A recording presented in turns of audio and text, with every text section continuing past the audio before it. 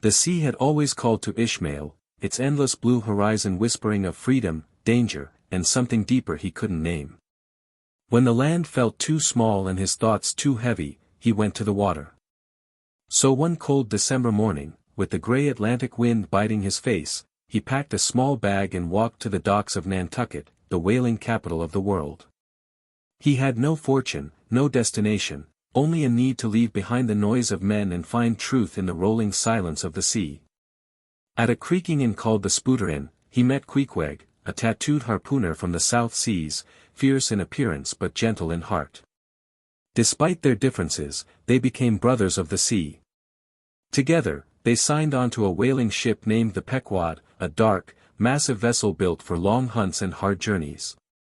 Its decks smelled of tar, salt, and ghosts.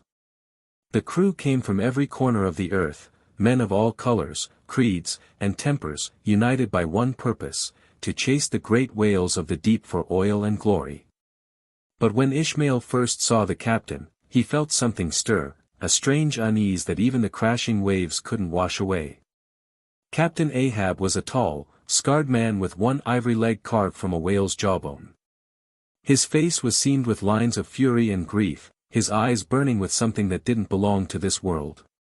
He moved like a storm, silent at first, but filled with the promise of thunder.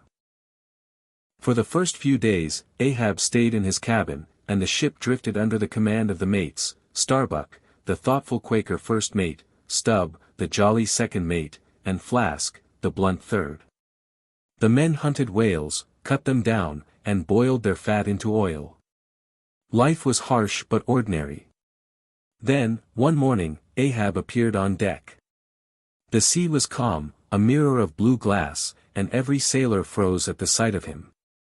His face was pale against the rising sun. He raised his arm and nailed a gold coin, a Spanish doubloon, to the main mast. "Whosoever of ye raises me that white whale," he cried, "shall have this gold ounce." The deck fell silent. Then Ahab's voice deepened, thunder in his chest. "That white whale is Moby-Dick, the accursed creature that took my leg. I'll chase him round Good Hope, round the Horn, and round perdition's flames before I give him up. I'll strike the sun if it insult me. For hate's sake, I spit my last breath at thee." The men stared, some in awe, some in fear. Only Starbuck dared speak. "Vengeance on a dumb brute, sir. To be enraged by a whale is blasphemy." Ahab turned to him, his gaze sharp as a harpoon. "Talk not to me of blasphemy, man. I'd strike the sun if it wronged me. That whale is my fate." From that moment, the Pequod ceased to be a whaling ship, it became a weapon. Every sunrise brought Ahab's obsession closer to madness. He would stand at the bow for hours, the wind in his hair, staring into the horizon as if he could summon the white whale by will alone. The men whispered in their bunks, that Ahab's soul was tied to the whale, that he had sold his peace for vengeance. Yet, beneath the terror, there was something magnetic in him. He burned so fiercely that others began to orbit around his flame. The months passed. The Pequod crossed oceans, from the freezing waters of the Atlantic to the blazing heat of the Indian Ocean. They met other ships, ghostly vessels that told of Moby-Dick's latest destruction, smashed boats, dead whales, and lost men. Each story only sharpened Ahab's madness. At night, the ship was quiet except for the creaking wood and the sighing of the sea.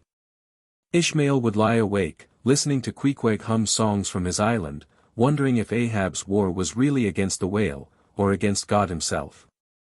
One stormy evening, lightning split the sky. The ship heaved and rolled, and in the flashes of blue fire, Ahab stood holding a harpoon tipped with blood-red flame.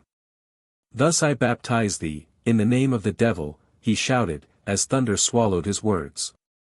To the men, he looked like a prophet of doom. To Starbuck, he looked like a man lost beyond saving. The next day, the skies cleared, and the sea turned calm as glass. Ahab limped across the deck, his ivory leg striking the wood like a drumbeat of fate.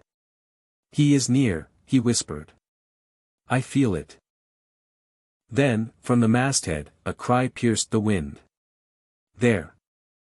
There she blows, a white whale. Every man rushed to the rails. Out there, miles away, a white mound broke the surface, shining like a ghost beneath the sun. The sea itself seemed to tremble. Ahab's eyes filled with fire. "Lower the boats," he bellowed. "Death to Moby-Dick." The harpooners rowed furiously, slicing through the waves, while Ahab stood tall in the lead boat, his hair wild, his harpoon raised. The whale surfaced again, monstrous and pure white, its back scarred with old harpoons. Its eye glimmered like cold metal. Then, with a roar of the deep, it struck, lifting the boats with its tail and shattering them like toys. Men screamed as the sea swallowed them. Ahab surfaced, clinging to wreckage, his ivory leg torn again, blood mixing with salt. But even as the whale vanished, he laughed, a sound more terrifying than the storm. "He's mine yet. He's mine." For 2 days, the chase continued. The Pequod followed the whale across endless blue. Men were exhausted, broken, and terrified, but Ahab's voice never faltered. On the 3rd day, the white whale rose again, nearer than ever, its huge body cutting through the waves like a living mountain. Ahab faced it, eyes burning like torches. "To the last I grapple with thee. From hell's heart, I stab at thee." He hurled his harpoon with every ounce of fury left in his soul. It struck, but the rope tangled around his neck. The whale dived, dragging Ahab down into the deep. For an instant, Ishmael saw the captain's face, calm, almost peaceful, before he disappeared forever. The whale rose once more, as if to mark the end, and then crashed against the Pequod. The ship split open, timbers flying, oil spilling into the water like blood. The sea roared, swallowing everything, men, masts, dreams, and vengeance. Silence followed. Only one man remained, Ishmael, floating on Queequeg's coffin, which had been carved days earlier when Queequeg thought he was dying. Now it became a raft of salvation. For a day and a night, he drifted alone across the wreck-strewn sea until a passing ship, the Rachel, found him. When they pulled him aboard, he looked back at the endless horizon. The sun was setting, painting the sea with red and gold. Somewhere beneath those waves lay Ahab, still chasing his white phantom in eternity. Ishmael whispered to himself. "And I only am escaped alone to tell thee." He realized then that Moby-Dick had never been just a whale. It was the face of obsession, of the hunger that drives men to destroy themselves for meaning. It was fate, nature, and God, all in one terrible form. And so, he lived to tell the tale, not of a monster, but of a man who became one, and the sea that keeps all its secrets in silence.